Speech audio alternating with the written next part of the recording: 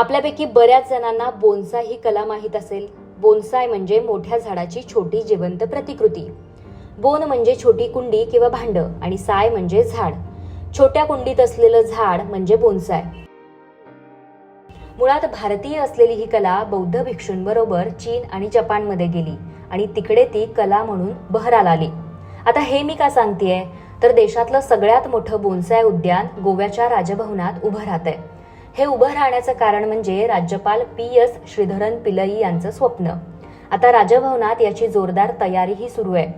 Bonsai तयार कसं होतं तर ज्या झाडांना अनेक फांद्या आहेत, जी झाडं पसरट आहेत, अशा झाडांचे बोन्साय होऊ शकतं. जगामध्ये वातावरणाचे एकूण 16 प्रकार पाहायला मिळतात.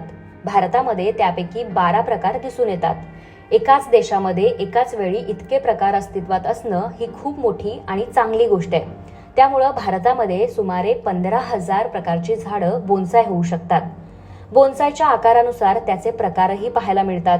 अगदी आपल्या बोटावर मावणारं म्हणजेच मामी बोन्साय, तळहातावर मावू शकेल म्हणजे शोहीन बोन्साय, त्यापेक्षा थोडं मोठं म्हणजे छोटं बोन्साय, त्यानंतर मध्यम बोन्साय, मोठं बोन्साय आणि 1 मीटरपेक्षा जास्त असणारं सुद्धा बोन्साय पाहायला मिळतं.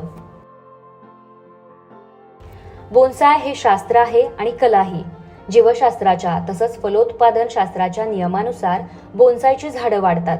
पण झाड कसं असावं हे बोन्साय करणारा कलाकारच ठरवतो आणि त्याच्या मनात असलेला आकार तो बोन्सायला देतो. वडाचं डेरेदार झाड, समुद्रातल्या डोंगरावर उगवलेली झाडं, पडक्या वाड्यात भिंतीवर वाढलेली झाडं असे आकार मनात ठरवून कलाकार बोन्साय तयार करू शकतात आणि पाहणाऱ्याला अगदी ते हुबेहूब आकाराचे वाटतात. राज्यपाल पिल्लई यांनी बोन्सायबद्दल एक पुस्तकही लिहिलंय.